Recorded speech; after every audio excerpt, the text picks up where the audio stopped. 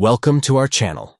Today we're diving into an essential feature that can help keep your Gmail account secure, checking your security alerts.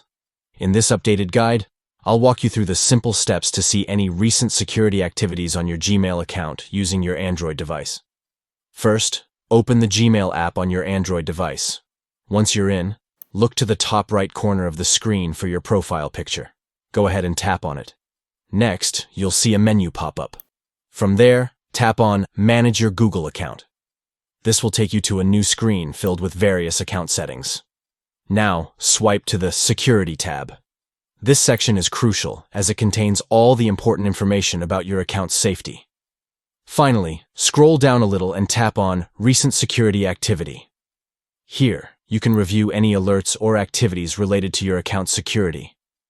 This is where you'll find details about sign-ins, password changes, and suspicious activity.